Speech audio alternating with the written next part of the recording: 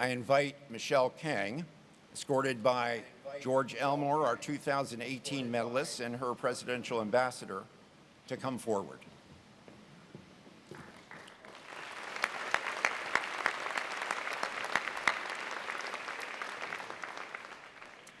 Keep your dreams alive.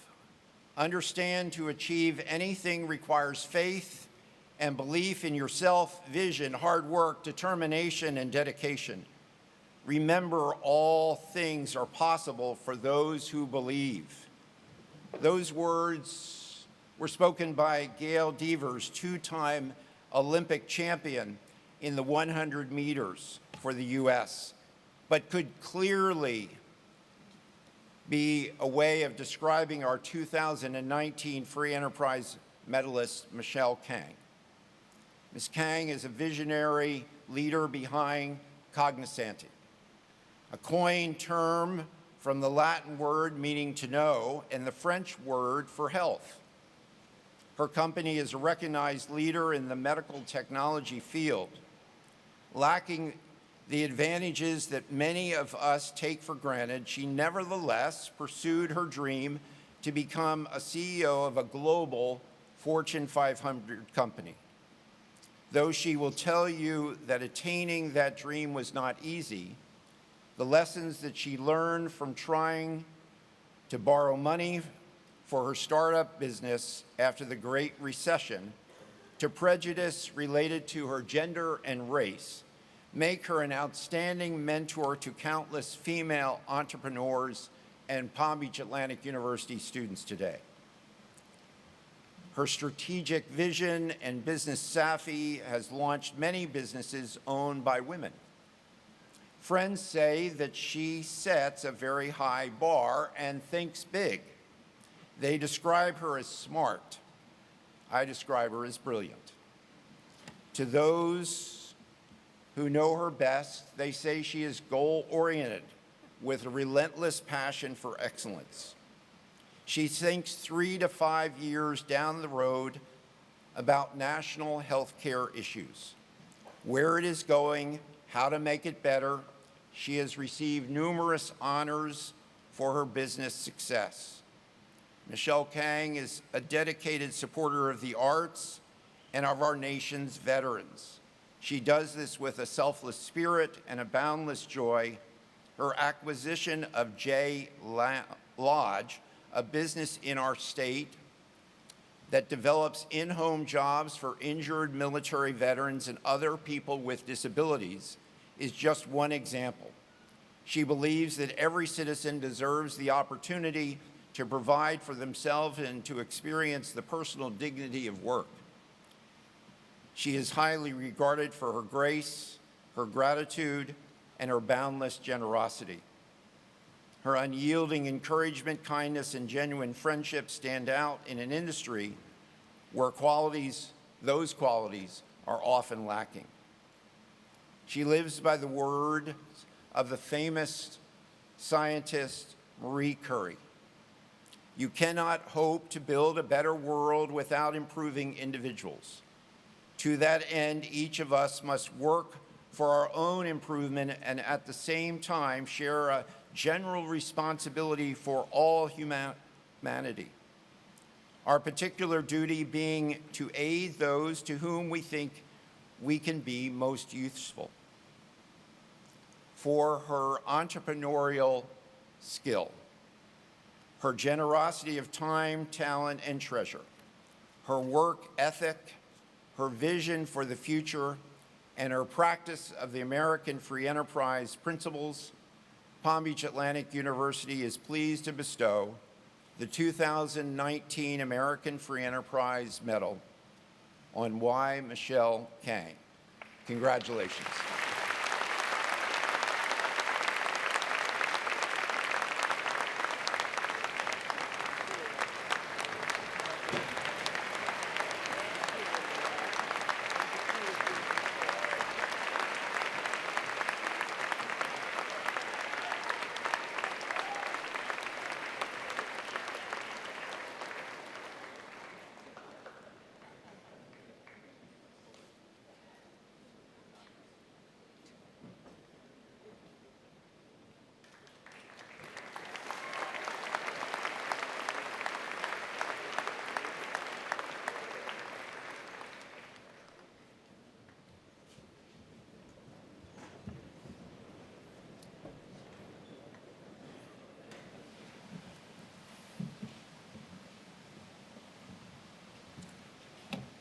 Well, thank you, George, and thank you, President Fleming, for your kind and generous introduction. I would also like to thank Chairman Jenkins, members of the Board of Trustees, distinguished guests, especially many of the previous honorees, members of the university community, and Ambassador Bonnie McLevin-Hunter, who graciously nominated me for this prestigious award. And all of you Palm Beach Atlantic University students, good morning. We're being broadcasted. We can do better. Good morning. Good morning. Thank you. Thank you. It's truly an incredible honor to stand in front of you as this year's American Free Enterprise Award medalist. This is an especially powerful moment for me because the reality is that, based on my background, I was never supposed to be here. I was born and raised in Korea. When I was growing up, the miracle in the Han River was just getting underway. It didn't take that long for a country devastated by war to evolve into the vibrant economy you see today. But at that time, Korea was still deeply a traditional and hierarchical society where opportunities were profoundly limited for women. Young women did go to college, and they graduated and took a job as receptionist or secretary. And once they got married, they would simply stop working, voluntarily or involuntarily. There were really no business or executive career paths for women. Korean society was also very good at telling you what you should or should not do. That meant that you were expected to conform to social norms, especially on gender roles and responsibilities, deeply rooted in the teachings and philosophy of Confucius. The problem was that I've never been very good at accepting what I should or should not do, especially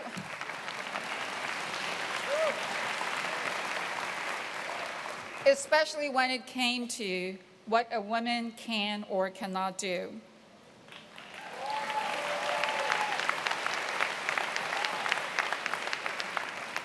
With my father's reinforcement, I believed that I could do anything a boy could do. No disrespect for boys. I wanted something different from the future than what was expected of me. So I earned a scholarship to study business and economics at a college in Seoul, where I enrolled as the only girl. The more I was exposed to the world of business, the more my aspirations grew beyond Korea. I was confident that with hard work and persistence, I could one day be CEO of a Fortune 500 company. But to do so meant that completing my education and pursuing a business career in the United States, which was and still is the center of the global business world. But the idea of a young, unmarried woman going to a foreign country on her own, that was simply inconceivable at that time in Korea. Undeterred, however, I strategized and went to my parents with a proposition. In Korean society, parents are supposed to spend a substantial amount of money for their daughter's wedding and gifts, a tradition known as hunsu. I offered my parents this deal. Let me have a fraction of that money now so that I can pay for my first year college tuition in the United States, and you won't have to spend a dime for my wedding. And better yet, when I become successful, I'll pay back every dime. As you can imagine, my parents were stunned by this far-fetched idea. But as they looked around, they saw the growing social unrest around us. Many college students were demonstrating in the streets for democracy. My parents concluded that they would rather see me continue my education than join the protests and end up in jail. I can admit now that I probably would not have done that, but I was very happy to let them believe that it was a possibility, if that meant that I could go to America and study. So my parents agreed. And I guess you could say that was my first business deal. And as it happens, it ended up being the most important deal I've ever made, because virtually everything else in my life followed from that. After coming to the US, I earned degrees from the University of Chicago and Yale. Upon getting my MBA, I developed a systematic plan based on a series of 3 sequential 10-year blocks that would lead to my becoming CEO of a Fortune 500 company. First, I was a strategy consultant for the first 10 years or so, advising top domestic and global companies, which helped me to learn every aspect of running a business. Following that, I joined a Fortune 500 company as corporate executive, where I spent the next 8 years or so. The objective was to learn organizational behavior and leadership. Motivating people to do what you need them to do is equally, if not more important, than obtaining functional skills and expertise like finance, sales, or marketing. I was ready to become CEO of a large company in the 3rd decade, according to my plan. But then, fortunately or unfortunately, my career diverged in an unexpected direction. I did become a CEO, but not of a Fortune 500 company. Instead, I started my own company, Cognosante. I call myself an accidental entrepreneur because starting a company was never part of my original plan. But when I saw the dots that could be connected in a new way, when I saw opportunities to help transform this country's very badly broken healthcare system, I had to jump in. I started Cognosante literally above my garage. And to be honest, I was a bit anxious. What if I fail and lose everything? I knew the statistics for startups were grim. Something like only 1 or 2 new startups succeed. Out of 10 new startups ultimately succeed. But then I thought, I'm single. I have no children to save college funds for, or wedding for that matter. So how hard would it be to support one person myself if I lost everything? So I prepared my contingency plans should the company fail. Contingency plan 1, get a job in New York waiting tables at a Michelin 3-star restaurant. Since I'm a foodie and don't require much training, I was sure I could go to work immediately. Plan number 2, become a freelance PowerPoint graphics artist. Thanks to my time in strategy consulting, I acquired expert-level skills in creating PowerPoint presentations. So it wouldn't be too hard to get work. Plan number 3, become an IKEA furniture assembler. I can't tell you how many IKEA furniture pieces I've assembled in my life. I can put together a floor-to-ceiling closet without any help from anyone. Or maybe I could do all 3. During the day, I would work as PowerPoint graphics artist in my pajamas at home, or assemble IKEA furniture in the field, and then evenings, I would work as waitress. What more would I need? So I took the plunge. The rest, as they say, is history. By applying fundamentally different thinking, Cognosante provides innovative and transformative technology and operation solutions for Medicare, Medicaid, veterans and military health, and social services programs. Altogether, we're touching directly or indirectly 170 or 180 million Americans, which is more than half the population. It has not been all smooth sailing to get here. I lost a lot of sleep over making payroll, meeting expenses. There were times I questioned the wisdom of starting a company in the middle of a recession. But I was fortunate to have many brilliant minds working with me. It's only thanks to this amazing and diverse group of Cognosante employees. Many of them took risks to join an unproven fledgling company that I'm here today. Otherwise, who knows, I may be assembling your IKEA furniture. And we're still taking on new challenges. About 2 years ago, we acquired a company called J-Lodge, which hires only disabled Americans, especially disabled veterans. We want disabled Americans to be able to reassert the dignity of work and achieve financial independence. Many of them rely on government benefit programs because there are so few job opportunities that work for them. Many of them can't drive to work. Some need significant health care that many employers cannot afford. Some cannot work 8 straight hours. Some work them only part-time because if they work too many hours a week, they lose these critical disability benefits that most employers cannot provide. We picked a line of business, call center quality monitoring, that would allow employees to work from anywhere. Leveraging technology, we set them up at home so that they don't have to travel. They get 8 hours of work done each day at their own schedule, not necessarily 9 to 5. More importantly, we declared that for anyone who was willing and capable of working full-time, we would provide the same full benefits that all other Cognosante employees receive, so they wouldn't have to rely on government safety net programs. And it's working.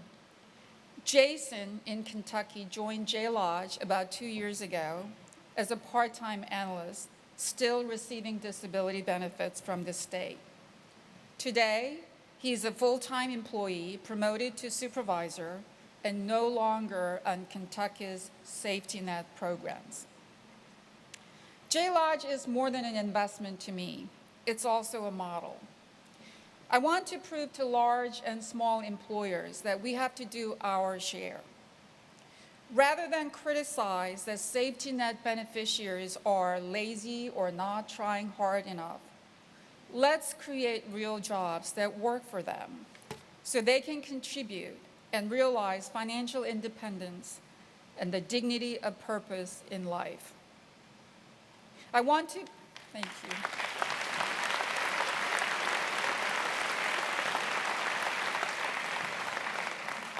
I want to emphasize that J-Lodge is not a charity or not-for-profit organization. It is a very much for-profit enterprise that is doing really well, thanks entirely to our incredible people.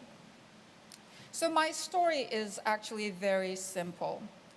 It is about the dignity of work, challenging the status quo, taking the risk to create solutions to problems before anyone else even recognizes that they're problems, and producing results. And along the way, bring as many people around you as possible with you. Do your fair share. At its root, that is also the story of a high-functioning free enterprise system. It is a mechanism for creating value and being rewarded for it. The American free enterprise system is not perfect by any stretch of the imagination, but it is far better than what anyone else has. We all know capitalism and free enterprise are under attack these days. And yes, we do need to find ways to make the system work better and more fairly. But we must take care not to harm a system that has achieved so much to help people around the world flourish and prosper.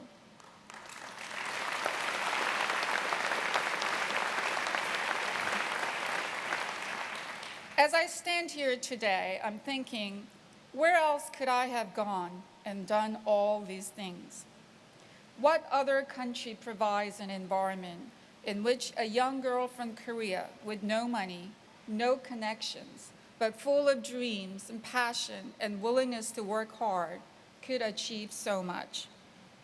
I can't think of a single place other than the United States of America.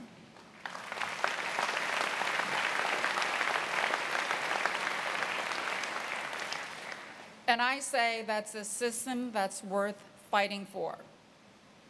So my hope today is that by hearing my story, you're inspired to create your own. You don't have to go to a foreign country, although I highly recommend that you explore different culture. You don't have to start a company, but although I highly recommend that as well. Please go out, chart a path that is unique and tailored to you, your passion, your talents, and your interests. Take the risk, and if you fall short, get yourself back up and start again.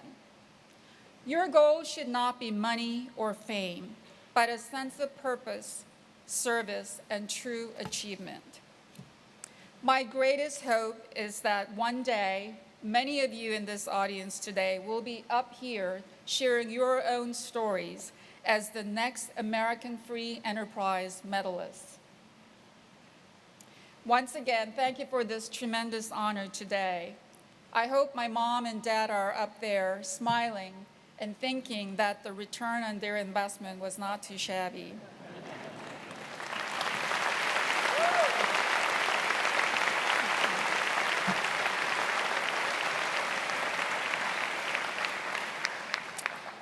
Mom and Dad, with this recognition today, the debt is paid in full.